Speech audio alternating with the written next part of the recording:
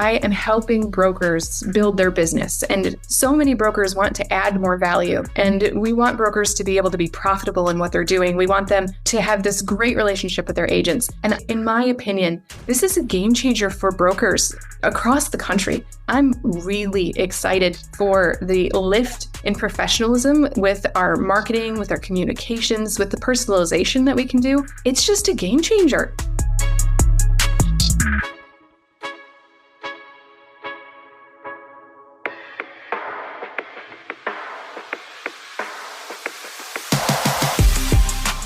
Welcome to Real Estate AI Flash, the podcast dedicated to real estate professionals to demystify AI and give you practical strategies that you can apply to your business today. I'm your co-host, Rajeev Sajja. And the other co-host, Jimmy Burgess, and we are excited for you to be a part of this. If you haven't had a chance yet, make sure you go out and that you subscribe to the podcast. Also, we would really appreciate if you could leave us a review. It helps us spread the message that as a real estate community, we are stronger together. Now let's get to this episode.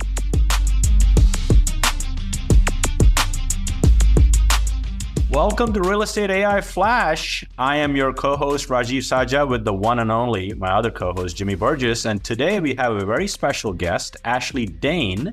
She is the Regional Director of ReMax in Michigan and a RIS Media Newsmaker in the Achievers category for 2023. In her role, she's dedicated to strengthening brokerage operations and growing agent production.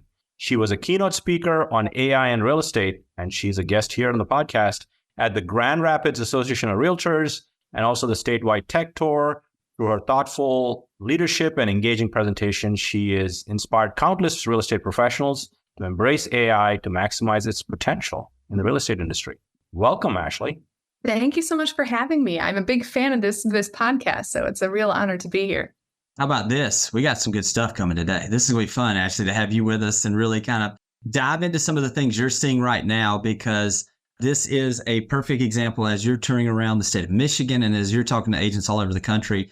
We're going to be able to share some things today I know are going to help some people grow their businesses. You know, a lot of people actually that we talk to, and I'm sure it's the same with you, they're either curious about AI, but some of them are like fearful of AI. You know, there's a lot of that going on. So let's start with the big elephant in the room. Is AI going to replace the real estate agent?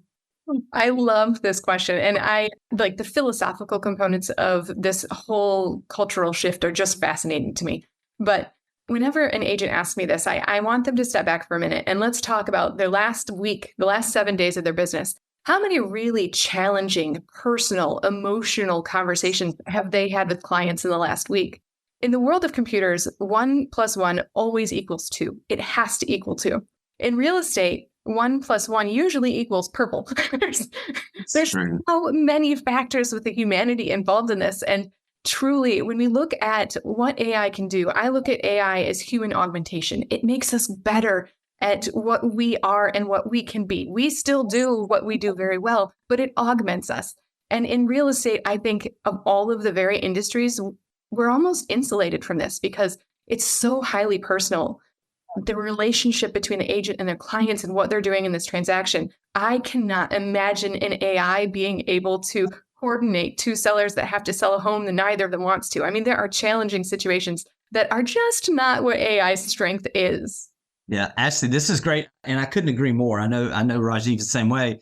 When we're talking about this, so let's get super practical with this. What are some of your favorite tools right now, AI tools that are out there or some that you're seeing agents use at a high level? I mean, if I'm being honest, the day that I got Copilot attached into my email and into my Microsoft products, it was a game changer. We all need more time. We all need more efficiency. I laugh at it's so simple, but in the grand scheme of things, the disc profile, it turns out I am so ridiculously analytical that like the emotional side of things, it just doesn't even function or hit my radar. So when someone sends me an email, I just want to send no back with a response, and that will hurt people's feelings, and that's not kind. So when Copilot was able to allow me to just type no, and then the response that came back was so sweet and thoughtful and gave it just the humanity that I sometimes lack, game changer. I would pay thousands of dollars for that. But also, I mean, that's in the Microsoft suite of tools. The fact that it can incorporate with Excel, I think we can save agents hours of time by using Copilot and asking Copilot to analyze numbers for them in layman's terms. Sure, we can go to Google. We can spend 2.5 hours trying to find the exact right way to make the pivot table and the formula. We can just use AI and in natural language, ask these systems to do what they do well. And I think that this is like basic level. We're not even getting into natural language generation. We're just talking about being more efficient with the tools we already have. Man, I love it. It's good stuff. That's good stuff. It's interesting. I think there's several companies, people that are listening to the podcast, they fall into different tools they've already embraced. Like if you're in the Microsoft world, Copilot makes a ton of sense. If you're in the Google world, there's Gemini there that is kind of gathering attention. And then there's ChatGPT that sort of sits in the middle of it that you can embrace either way. So I think it's important for people to recognize that whatever you already have, try to add on to it and not have to lift everything you're doing to move to a different AI platform. So I think that world is sort of evolving as we speak. I'm sure you're seeing that, Ashley. And I guess you guys are at Microsoft, so Copilot makes sense. And also the Copilot app, Jimmy and I are a big supporter of the app because it's free and it runs on GPT-4. Yes. Yeah. So I know you probably talked to a lot of agents that are still early in embracing AI.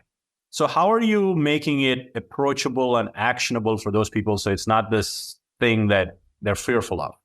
I have spent so much of my career trying to understand tech adoption and the strategies behind it, and when agents and brokers adopt technology and how you can get them engaged.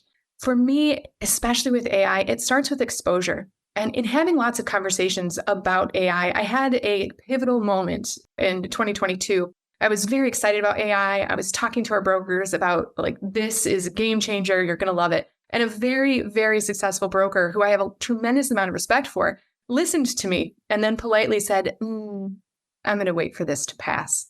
And it was like someone threw cold water on me because clearly I had not done a good enough job educating on this isn't just another technology. This is a society shifting event that we're living through. It's going to be interwoven into every facet of our lives. So for me, it became a moment of, I need to get a lot more exposure. I need to get a lot more education around this. When we look at tech adoption, there's two elements that come into play here. There's timing and there's need. When real estate agents, like a few years ago, when they had like the magic money phone, every time the phone rang, money fell out of it because they were getting a new listing and a new deal. That is not a time where agents are going to adopt a new technology. They're too busy. They don't need to take the time out of, their lives to make it happen. But I think we're in an interesting world right now in 2024. So many agents, when they were doing their business plan, they said that they wanted to double down. They wanted 2024 to be a better year than 2023, which is great. The next question with that is how? How are you going to do that? And I think by a lot more education, by a lot more exposure, they can decide to lean into AI. There's so many new tools in tech. And I think that I'm surprised at the slow adoption of AI because as soon as you and I saw this, right, it was like, this is miraculous in so many ways. But I think agents have been slower to adopt than I might have expected. But for many of them, it just feels like another tool, just another thing that their tech advisors, like all of us on this call, all of us are telling me to look at. And there's a huge differentiator here. This is not just another, you need to use a CRM. This is not just another, this is a great automated marketing platform. This is business changing. And I decided I needed to get a lot more vocal about it. That's when I started, going to the national conventions and talking about it and going to the different regions across the country. And I was just in Missouri and Alabama this week chatting about it. We need this podcast. We need exposure. We need the agents that are going to lean into this to know what an amazing opportunity it is. Yeah, this is so good. Ashley, as you're out and about, this is something that we enjoy too, because we get to hear from a number of different agents and hear how they're utilizing it. Are there any creative ways, or what are some ways that you're seeing agents utilize the technology to grow their business and to build something for the future? I know you've spent a lot of time on this podcast talking about the sort of like tier one natural language generation. I qualify that as a tier one AI. And I think we are just exploring the different ways that we can leverage that and utilize that. But for me, tier two, when you're going to get a little bit deeper, we start to look at what I am calling workflow automations. So what are artificial intelligence that can be integrated into different tools that can help you do things better? And there are some really revolutionary ones out there. I think the one that I'm most excited about is a product called RIS AI. And I don't know if you've gotten a chance to see this, but it's revolutionizing, in my opinion. I think it has the potential to revolutionize the search experience. Right now, buyers are looking for real estate and they are making almost an emotional purchase, but they are trapped within the confines of data with fields that are coming from an MLS. They have to search for numbers. And that's not how many buyers function. It's not their happy place. Sure, there's the analytical, my people that love that, but there's so many that want more. And with RIS AI, they are using the image analysis components of artificial intelligence. And essentially how this works is if a buyer finds a home that's not the right fit, they're looking online, they can qualify their search and they can say, this isn't the home for me, but find me other homes that have a backyard like this because I want to entertain. And this is the type of environment that I want. And it breaks free of the data points and really helps a buyer create an experience in a search and find a home as an experience and a new way of living in a home. And I just think that that's fantastic.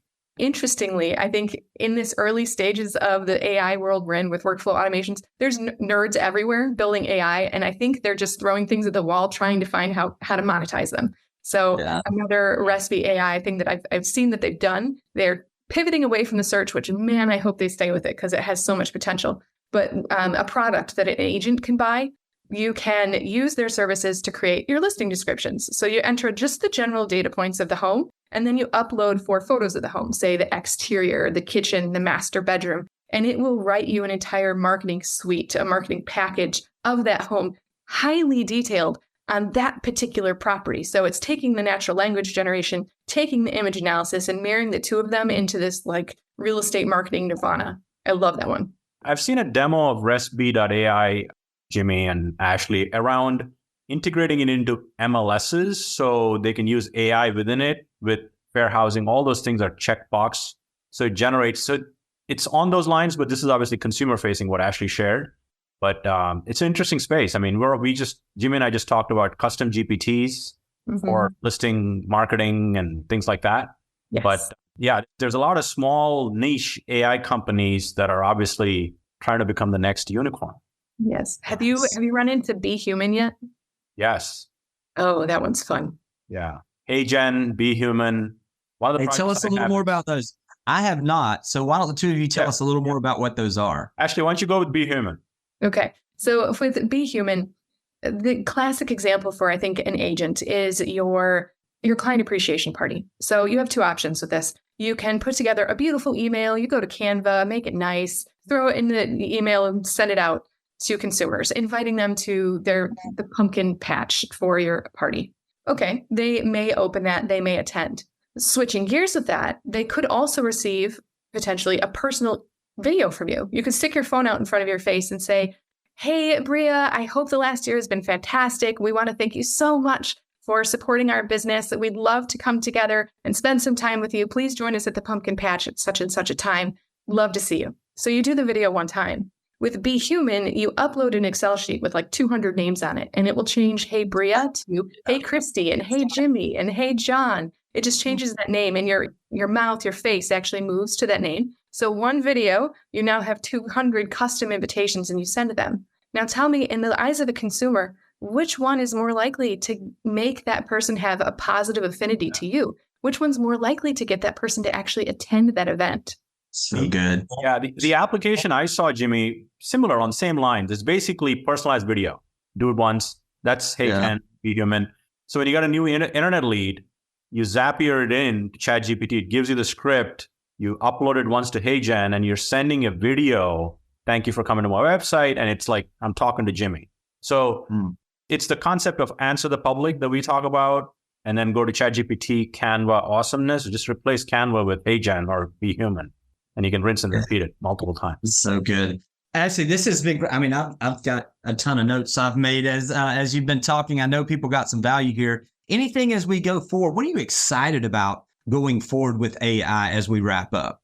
For me, specifically in my role and what I do, I am helping brokers build their business. And so many brokers want to add more value. And we want brokers to be able to be profitable in what they're doing. We want them to have this great relationship with their agents. And in my opinion, this is a game changer for brokers across the country because say for instance, their admin in their office is beloved by the people that work in that office. But is that admin perhaps like expert social media strategist? Does that admin know how to write fantastic SEO content and build out great web pages? Probably not. So a broker that understands how to utilize this can build the right prompts to have these strategies created. You can have spectacular hooks on Facebook that are going to get that click. You can have all of the most forward-leaning Instagram hashtags that are out there. The admin doesn't have to know how to do it. They simply need to follow the prompts, have the strategy created, and then execute the strategy. And I think for the first time, it allows the broker to give value back to the agents, because we know we love this stuff. It's going to be years before the vast majority of the agents that we work with are leveraging this in the biggest ways. So if we have the brokers jump into that leadership position there, what potential could we have across the industry? I'm really excited for the lift in professionalism with our marketing, with our communications, with the personalization that we can do. It's just a game changer. Yeah, no doubt about it. Actually, this has been good, such good stuff. Rajeev, as we wrap up, anything you want to add?